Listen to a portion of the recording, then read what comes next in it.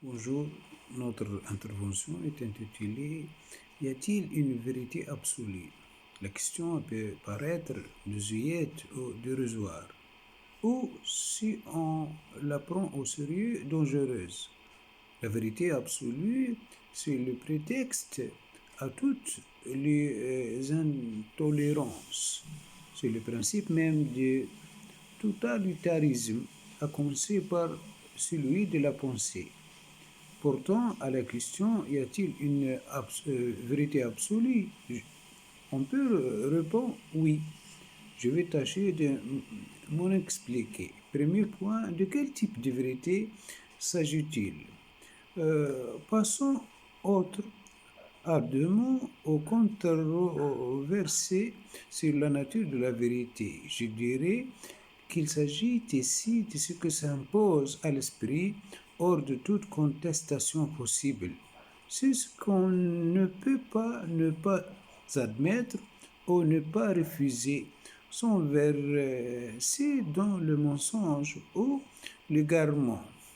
Mais quel peut-on être le contenu quand dans le Don Juan de Molière, Sganarelle demande à son maître en quoi il croit. Don Juan répond dans le langage du XVIIe siècle, je crois que 2 et 2 sont 4.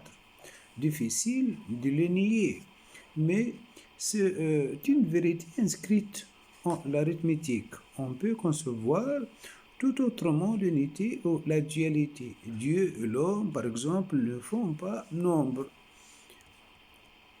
La vérité dont je me risque à parler n'est pas régionale. Elle ne relève pas d'une axiomatique particulière. Elle est, selon peut dire, absolument absolue. Elle mérite la majuscule. Elle est du côté de ce grand principe ou de ces assertions premières qui commandent tout, qu'il faut reconnaître ou accepter, sous peine de quoi au fait d'être brûlé comme hérétique ou enfermé comme fou. De quoi inquiéter? En faire sourire si l'on juge ce temps révolu. Les automobiles citoyennes organisaient au siècle dernier une expédition au cœur de l'Asie. Il fallut traverser le désert de Gobi, conditions effroyables, tempêtes, accidents, troubles, massacres, mais rien ne parvenait à altérer la sérénité bouddhique de Mongols qui était leur guide. Jusqu'au jour où il les virait revenir décomposés, il était allé vérifier leur vétérinaire et avait constaté que l'on avait déplacé le bord. Installé là depuis des millénaires, elle était le repère essentiel qui rendait le désert lui-même habitable. Le bord déplacé, c'était le chaos, la fin du monde. Cette anecdote me sert de parabole.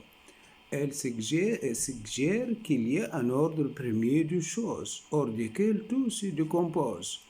Qui dit ordre dit limite, mais ils peuvent être franchis sans que l'ordre en soit détruit. On peut réparer la transgression, l'interpréter, la soumettre à l'ordre. Les péchés se réparent par la pénitence, les délits par la prison, le mensonge ou l'erreur par la vérité, le malheur de l'âme par la sagesse ou le soin, etc. Alors tout ce qui est humain et dans l'espace d'humanité, même le mal ou l'errance et les signes, on dit que cela peut être dit et pensé. Mais il y a une deuxième limite. Si elle est franchie, l'ordre meurt. On passe dans le récupérable et l'impensable. C'est hors langage, c'est la mort de la parole, c'est l'inhumain. On a parlé à propos de Auschwitz, de Holocauste. Il y a une série télévisée qui porte ce titre, mais les Juifs ont protesté. Le Holocauste est un sacrifice. L'Holocauste a sa place dans le grand rituel et s'inscrit dans la tradition d'Israël. Mais Auschwitz, c'est Shoah, la distraction. Ça ne s'inscrit pas. C'est comme un monstrueux en dehors qui surgit au milieu de la société humaine. S'il y a une vérité absolue, elle est par là, du côté de la limite. Nous pouvons ici même discuter de la loi morale, de son fondement, de son contenu, de son évolution, débattre sur Kant, ou sur les lois de l'Église, ou sur la permissivité. Pas de débat de ce genre au Auschwitz. Je n'imagine aucun d'entre nous déclarant, après tout, il y a un problème juif. Et parmi les solutions possibles, pourquoi la solution finale? Oui, la deuxième limite, celle que je dois absolument respecter. J'essaierai de l'indiquer de trois façons. Il y a la limite éthique, dont je viens d'ailleurs de donner un exemple majeur. Il ne s'agit pas, si j'ose dire, de la simple faute ou même du simple crime. Il s'agit de ce qui brise irréparablement le lien humain. Ce lien brisé, nous ne sommes pas les uns envers les autres de faux, mais de démons. Nous passons dans une horreur innombrable. La première limite logique concerne l'erreur ou encore l'illusion. Elle se répare par le travail de vérité.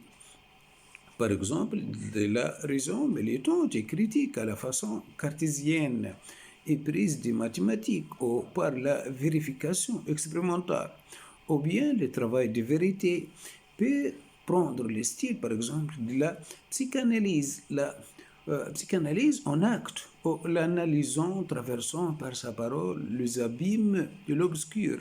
On vient à ce constat loyal où Freud lui-même voyait le fruit d'une telle démarche. Dans ces divers cas, tous les cas ont fait du travail de vérité. Il y aura difficulté, tâtonnement, trébuchement, et donc sans doute bien des franchissements de la ligne qui sépare le vrai du faux. Mais tout cela reste dans l'espace de la pensée, de la parole, du logos. La deuxième limite est franchie quand la parole meurt, quand la pensée se décompose dans l'habitude et le délire. Encore faut-il préciser d'un délire qui ne laisse aucun espoir à l'écoute ou l'interprétation, qui impute effondrement de langage, une absence qui donne le vertige. Comme exemple encore de la deuxième limite, j'évoquerai le solipsisme. On sait que parmi tous les ismes possibles, il ne manque pas matérialisme, idéalisme, rationalisme, etc., etc. Le solipsisme est celui où personne n'ose soutenir comment cette thèse qui nie l'existence de l'autre pourrait-elle s'adresser à lui. Mais le solipsisme est encore une thèse. Précisément, on peut en discuter. La deuxième limite est franchie quand le solipsisme passe en quelque sorte à la réalité. Quand un sujet ou un sujet humain se perçoit comme le seul existant, tout le reste, y compris autrui, ne tant que ses représentations ou ses fantasmes. Il ne s'agit plus de thèse ou de débat, mais d'une sorte de sensation vertigineuse, incontrôlable. Cette solitude est une angoisse. Oh oui, le mot vient irrésistiblement une angoisse absolue. On peut alors parler de limite ontologique, ce qui est en cause de l'être de l'homme, de l'être là, dans sa corrélation première avec tout ce qui se donne à lui, du monde et des autres humains. Si cette limite est franchie, on passe dans l'inhumain. La description de la deuxième limite est extrêmement difficile, peut-être même impossible, parce qu'on demeure toujours à l'intérieur d'un espace de parole échangé de présence et coprésence humaine, et que la limite désigne précisément un au-delà où cette présence se fondre. Au vrai, les trois exemples que j'ai donnés peuvent paraître très différents. Qu'y a-t-il commun entre l'inexprimable de la limite éthique, l'impensable de la limite logique et l'invivable de la limite ontologique? Donc trois limites. Qu'y a-t-il de commun entre l'inexpiable de la limite éthique et l'impensable de la limite logique et l'invivable de la limite ontologique? Au moins ceci qu'a franchi la deuxième limite. On est dans la destruction. D'où la nécessité absolue de ne pas la franchir. Car ce que se joue là est ton amont de toute question, et de tout débat, de toute recherche philosophique ou théologique. Il faut ce commencement d'humanité pour que la pensée prenne forme, puisse se dire et se concerter. C'est pourquoi le thème même de la vérité prend ici une tonalité particulière. La vérité en cause est l'apparition même de l'humanité de l'homme. C'est la naissance de l'humanité. La nier n'est pas seulement refuser telle idée, telle chose. C'est s'engloutir dans quelque chose qui n'a pas de nom, nommer, se connaître et habiter. Un je ne sais quoi pire que le néant lui-même, lequel est simple absence. La destruction, si elle a lieu, étant un sens action, elle défie l'humain en l'homme. C'est un meurtre par-delà tout meurtre. L'absolu de telle vérité n'est pas un absolu que pourrait, par exemple, faire l'objet de débats ou polémiques. Elle est simplement ce sans quoi, pas même rien. C'est rien dont on peut disserter le philosophe à propos du néant ou ce que peut évoquer le mystique à propos de l'abîme du vin et de l'expérience de la nuit. Faut-il même parler de vérité, n'est-ce pas, en amont de l'idée même de vérité, comme ce qui autorise qu'il y a parole et pensée engagée en la recherche de la vérité. De moins, semble-t-il, demeure ceci. Quand ces lieux-là, la négation est impossible, sauf à sombrer hors de ce qui rend possible toute pensée, y compris la négation. Refus du refus, mais la double négation, comme on sait, est positif, selon Hegel. Il se tient donc une primitive affirmation que nous donne à nous, les humains, avant tout savoir ou toute croyance de pouvoir être hors de la destruction. C'est comme une primitive lumière qui touche à notre possibilité même d'être là. On songe au prolonge de l'évangile de Jean, en arché dans l'œuvrance primordiale, s'était né et se tient le logos, la parole unifiante qui délie de la ténèbre. Jean ajoute que la lumière vint, que les ténèbres ne l'ont pas vaincu et qu'elle éclaire tout homme, tout homme. Mais nous avons quelques motifs de craindre que la ténèbre puisse vaincre, car aussitôt s'est levé des questions effrayantes. La première vient évidemment de ce que la deuxième limite peut être franchie. Et là, l'humain peut faire partie de l'humain. On songe à nouveau au compte de la mort, cela s'impose, mais il y a péril de croire qu'il s'agit là d'un épisode monstrueux, heureusement hors de nous, et que la patine de l'histoire recouvre peu à peu. Il faut peut-être y voir et entendre un avertissement terrible. Cela est donc possible. Et qu'est-ce donc qui peut en protéger, sinon la conviction qu'il existe une limite absolue qu'il est interdit, voire impensable de franchir. Or, c'est une conviction, comme on sait, fort menacée. N'ai-je pas moi-même, au début de cet entretien, évoqué son discrédit? Nous sommes dans une société dominée par ce qu'on appelle l'économie, c'est-à-dire on fait par l'excitation continue des envies et le développement accéléré de techniques, l'un soutenant l'autre. Les deux principes qui soutiennent le monde dans lequel nous vivons aujourd'hui, c'est tout est possible et tout est permis. Il n'y a rien là qui puisse réellement soutenir et protéger l'homme quand on approcher les menaces extrêmes, d'où une réaction de fuite devant la question que nous avons osé poser, y a-t-il une vérité absolue ou tout, ou tout tel? La réaction peut prendre des formes apparemment opposées. D'un côté, un retour en force de l'esprit doctrinel dans certains intégrismes et fondamentalismes religieux, donner un bel exemple.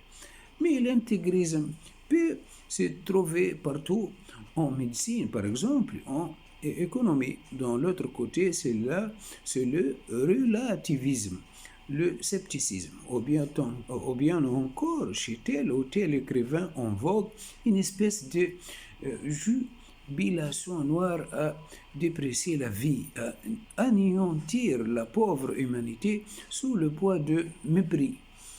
Ces attitudes si opposées ont un trait commun, le refus de penser. Elles semblent même euh, que ce soit ce temps-ci une menace particulièrement grave. Or, certes, on pense beaucoup du côté de la technique, ou comme on dit, de la culture. Mais la pensée réellement pensante à hauteur d'humanité est celle qui ose affronter l'extrême. Non pas seulement poser les questions les plus radicales, mais laisser venir à elle la question qui précède toutes les autres parce qu'à partir d'elle se joue absolument la possibilité de toutes autres les autres. Essayons d'accueillir autant qu'il est en notre pouvoir les questions qui s'annonçaient à l'approche de la dixième limite. Ce qui d'abord apparaît et qui est ô combien troublant, c'est que la dixième limite est franchie. En songe, il est donc possible que l'homme, l'être humain, tombe en quelque sorte de lui-même dans le chaos monstrueux, abîme de la complaisance, dans le crime pur, de la folie, hors de toute communication possible, de l'angoisse qui ôte tout appui. Comment penser cet impensable? Comment supporter cette pensée que le sol sur lequel nous marchons pourrait s'effacer?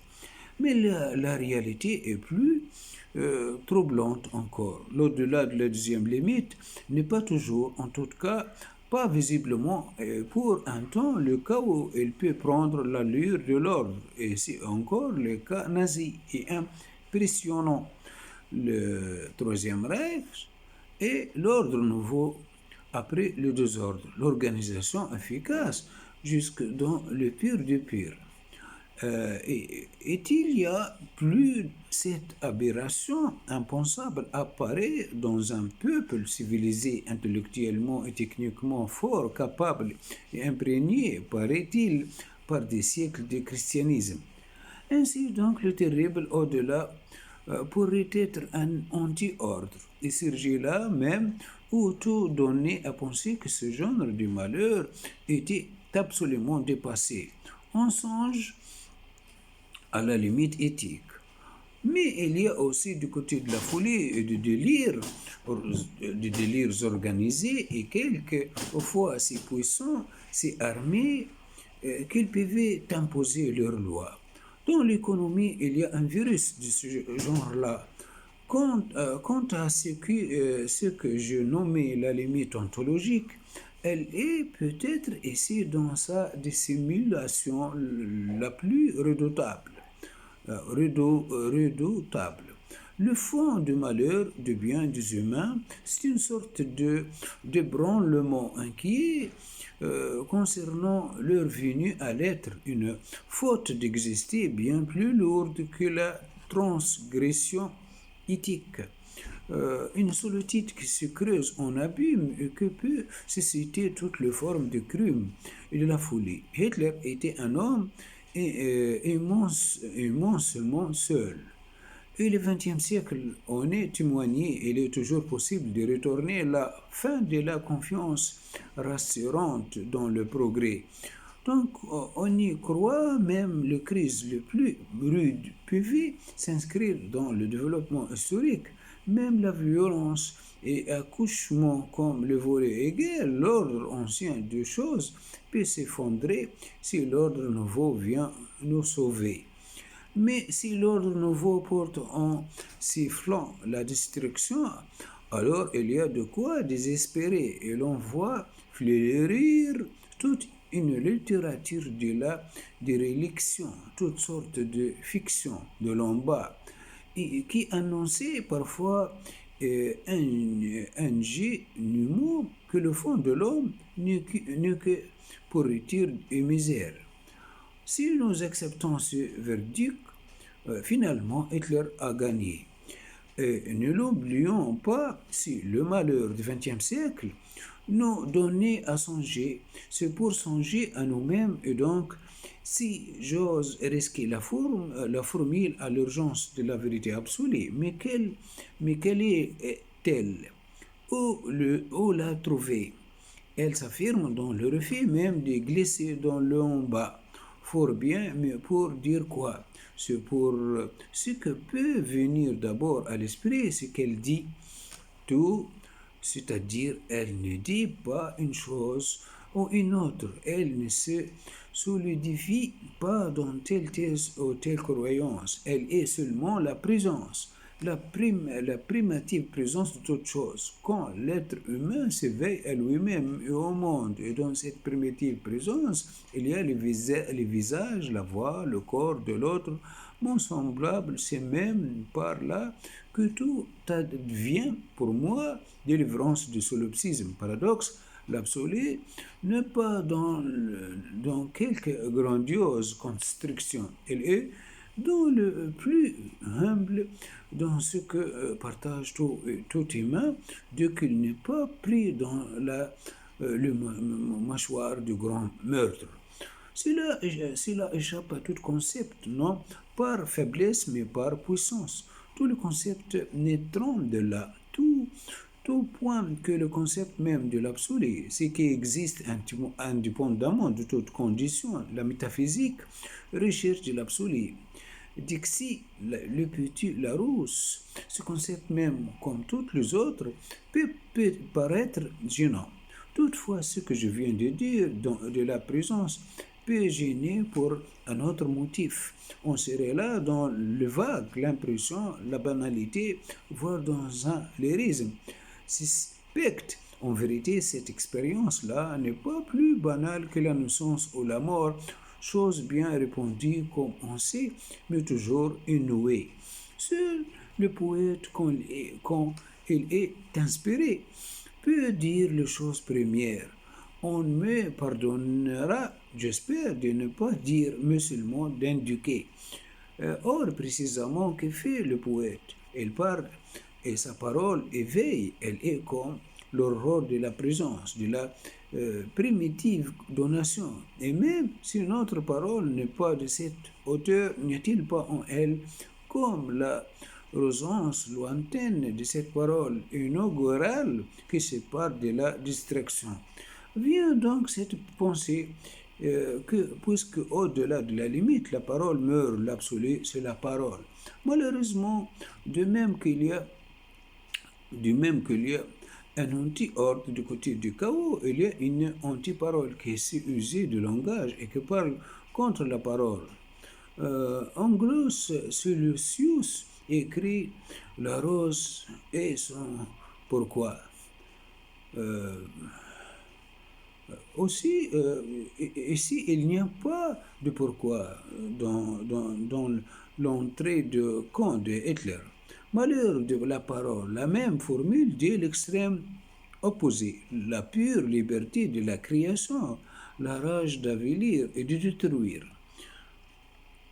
Alors vient la question, c'est une des plus grandes questions humaines, peut-être la plus grande. Quelle est la parole qui porte la parole? Quel est le logos qui sait vaincre la ténèbre? Le désir nous prend bien naturel de savoir où la trouver, cette parole, de pouvoir de l'identifier, la tenir, la posséder, à trouver enfin la bonne doctrine, le savoir absolu. Comme disait Hegel, le bon discours que rien ne pourra ombriller. Mais ce que nous avons évoqué et ce que fait en somme l'état présent de l'esprit suggère que ces désirs-là et sont pour espoir, ou plutôt qu'il y a toujours moyen d'y répondre, mais que la réponse peut être prise dans le processus mortel. Car voici un très nouveau tacite terrible. Quand vous êtes installé sans ombre de crainte dans le discours présumé vrai, vous avez une vue claire de la première limite, mais la deuxième est invisible. L'esprit de destruction peut travailler souterrainement votre imprudente sécurité et vous pouvez vous trouver sans le savoir du côté du délire, de pure férocité de cette étrange solitude de plusieurs congélés ensemble dans le langage Dieu que le protège de l'angoisse. Comme le saumon de Tchernobyl au-dessus du nucléaire en fusion. Comment comprendre autrement les effarantes dérives qu'on peut constater dans les religions, les traditions diverses, les idéologies? Comment, par exemple, ce qui s'est appelé christianisme ont pu paraître de telles férocités ou de tels dénis par quelle inconscience?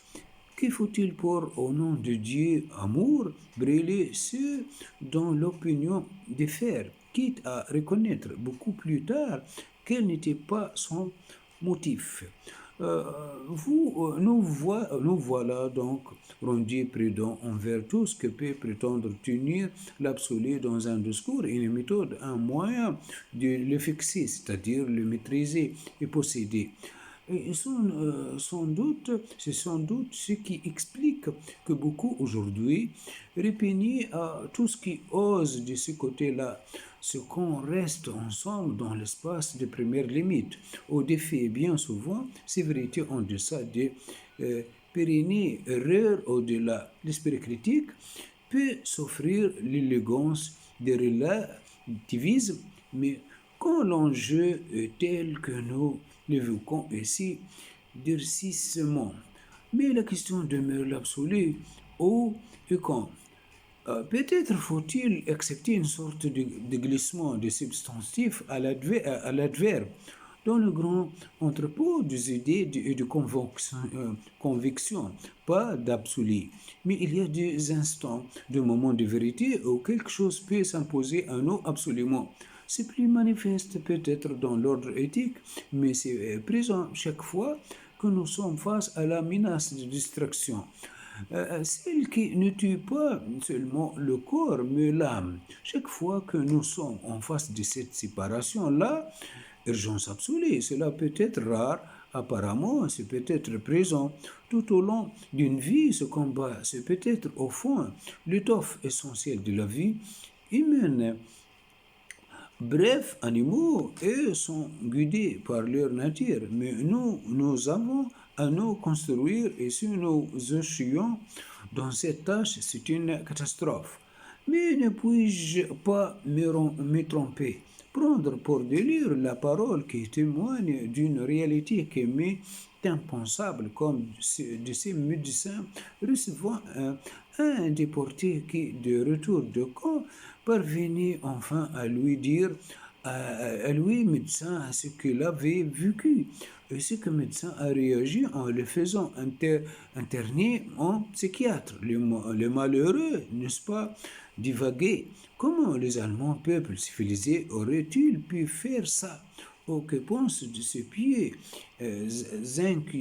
inquisiteurs qui, après avoir fait horizon, étant grand d'esprit, de foi chrétienne, fusillés, torturés de malheureuses que le délire commun accusé de sorcellerie. Et pourtant, lorsqu'on m'appelait eunuque, ici et maintenant, ce qui sépare la clarité de l'esprit d'avec la démence, la présence d'autrui, d'avec les vertus de seul, le primordial respect, d'avec l'honneur de meurtre et de l'avilissement Comment ne pas sentir l'absolu de soi? Avec l'espoir que peu à peu, l'humanité tout entière apprenne à mieux connaître la limite qui sépare l'humain de l'humain, d'avec l'humain glissant dans les abîmes de la destruction, en sachant toutefois que la régression est toujours possible et que l'espoir même du progrès reconnaît que nous sommes encore dans l'illusion. Difficile condition, il y a une vérité absolue, mais nous ne savons pas ce qu'elle est. Nous pouvons seulement nous tenir en ce moment où la reconnaissance de ce qui s'impose maintenant avec la force de l'absolu coïncide avec la disposition toujours en éveil à reconnaître aussi notre illusion et comment s'annonce par-delà la vérité encore inconnue. Vous voyez que la position que je défends ici est tout aussi éloignée de durcissement doctrinaire que d'un relativisme confortable et tranquille où on n'a plus à se poser cette question-là. L'absolument absolu est insaisissable. Il est tenant de lui donner un nom, Dieu, par exemple. Mais c'est ici que paraît à pleine force l'équivoque de Dieu, de mot Dieu, ou bien il est ce qui magnifiquement ferme le tout et enclut tout dans la limite du système religieux et de la méditation métaphysique, ou bien il est cet absolument insaisissable à quoi en un sens tout réfère, mais dont nous n'avons à strictement parler aucun savoir. C'est pourquoi quand le verbiage à propos de Dieu devient trop insistant, le seul moyen de le laisser être qu'il est, c'est le silence. Et pourtant, nous habitons la parole. Quelle parole? Peut-être quelle parole peut être en ce silence, sans pourtant le rompre? Y a-t-il une parole humaine qui dise l'absolu, sans de même coup le détruire par sa prétention même à le dire? Comment porter et surmonter cette contradiction? Dire sans pourtant dire, et par là même dire en vérité. Vient cette pensée que le moyen concret pour la parole de faire de la prétention désastreuse, c'est d'accepter d'être pluriel. La relativité devient relationnelle. Ce n'est plus prétention du sujet unique à rendre toute opinion relative, c'est l'acceptation. C'est l'acceptation pour chacune que sa parole ne parle tant, s'il ne parle tant, que la parole ne parle tant, s'il écoute, s'il est écouté, euh, s'il est écouté, c'est par là que se tient la référence à l'absolu que nul ne possède. Quand plusieurs osaient parler entre eux de ce qui touche à l'extrême que demeure entre eux cette insaisissable qui est à la fois leur lien et ce que les empêche à jamais de se solidifier en un groupe qui se croirait maître de la vérité. L'idée se répond que s'il y a un lien de l'abondant pour les humains, c'est quand ils reconnaissaient cette relation réciproque que rend chacun relatif aux autres, dans sa présence et sa pensée. S'il dépasse le droit de l'homme, c'est beaucoup plus fort. L'absolu, c'est la relation. Et la vérité absolue, c'est cette vérité de la relation que nous échappe toujours, que nous pouvons de moins rechercher et servir. S'il en est ainsi, la vérité absolue sera reconnaissance de doute, vérité, auquel se donne lorsque Heisenberg, dans la partie et le tout, décrit l'éblouissement du physicien, quand, d'après de longs tâtonnements, l'équation victorieuse n'est mise en place, il témoigne de la vérité est opposée aux limites de la science, l'élimination poétique, la méditation philosophique et la grâce mystique. C'est seulement ne pas respecter la vérité. Mais la vérité, c'est aussi quand dans une psychanalyse, l'analysant tout d'un coup déchiffre tout cet aspect de sa vie qui était ténèbres et qui s'ouvre devant lui cet espace de clarité où la vie devient possible. Tout acte de vérité où l'homme se délie comme il peut de faux de l'obscur communie à cette vérité absolue qui ne s'oppose à rien sinon à cette destruction primitive s'anéantit. Même l'illusion participe à cette vérité. Car, comme on sait, l'illusion peut être une forme provisoire et déformante de la vérité. Quel chemin d'initiation ne connaît pas ce moment d'emballement, de détresse qu'il faudra dépasser, mais ils font partie du chemin. Vouloir les en ôter son prétexte de vrai partout et toujours. C'est ôter le chemin, c'est-à-dire rendre toute recherche inaccessible. Mais la question revient, quelle parole porte la parole? Car le dialogue lui-même peut dériver, tout peut se pervertir. Décidément, la deuxième limite n'est pas ce que tient au conflit éloigné d'un monde tranquille. Elle hante tout le cœur même de la vie.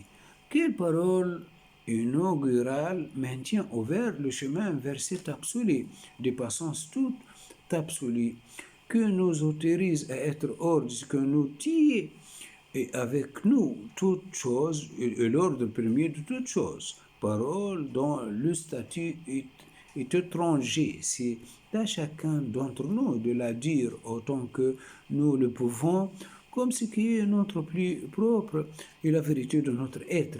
Et pourtant, elle n'est pas ce que chacun produit de par lui-même, comme l'effet de son moi, ou même de quelque puissance que soit du sujet solitaire. C'est une parole qui nous vient, c'est-à-dire qui à la fois nous est donnée et jaillit de nous comme une source et à chaque fois renouvelée. C'est une parole opérante et qui opère la vérité de la vérité. Elle ne se borne pas à répéter ou même à découvrir ce qui est vrai comme objet d'un savoir ou d'une foi. Elle dégage cette vérité de ce qui est constamment, jusque dans les répétitions exactes, la menace d'être prise dans le labyrinthe de la destruction, en sorte qu'on peut en venir à dire faussement la vérité, ce qui est le pire de tout. Mais risquerais-je à se dire ce que je crois pouvoir entendre? Cette parole ose franchir la deuxième limite. Elle va jusque dans le lieu de folie, des angoisses infernales, de meurtre, de l'envahissement. Non pour en discourir, mais pour être là, dans cet en bas, tiré hors de la destruction, c'est que la destruction dévore et détruit. Cette parole-là est en action. Elle est l'être humain lui-même, sa présence entière offerte au terrible pour arracher à la ténèbre tout ce qui est s'annoncer à l'éveil de l'être, et tout en tout. Donc, c'est pourquoi cette parole est une parole d'amour. Non sur l'amour, mais parole aimante. Elle est ce qui se tient et circule entre les humains, comme témoignage et présence de cette inassable absolu qui coïncide enfin avec ce qu'ils sont les uns aux autres. Qu'on cesse la contamination avec la ténèbre et que la très haute et très simple tendresse devient leur vérité. Alors la vérité absolue est bien ce que les humains peuvent entendre, voir, toucher, mais comme ce que les écarte à jamais, ce que les écarte absolument de toute prétention à absolutiser quoi que ce soit. Parlons ainsi, je sais que j'ai fait lever des questions vertigineuses. Elles sont pour moi-même. Et si elles sont fondées, si elles ont elles-mêmes quelque puissance de vérité, quel sera leur effet dans ce domaine que nous fréquentons, dont nous avons hérité, philosophie, théologie, sciences humaines? Je ne sais. En tout cas, même si l'allusion est claire, ce n'est pas pour ramener la pensée à des perspectives religieuses bien connues et rassurantes aux croyants. C'est exactement l'inverse. Je parlais des vertiges. Il pourrait atteindre en premier le religieux. Et dans l'espace, ou peut-être nous entrons, les vieilles répartitions vont s'offrir et les querelles installées, euh, et les violences au demeurer les critiques, tout va trembler. Car pour prendre le mot d'un page, à propos du dernier concile, mais la portée va bien au-delà des affaires. Il faut tout repenser. Merci bien de votre attention. Notre intervention est terminée. Au revoir pour une autre intervention. Voilà, merci.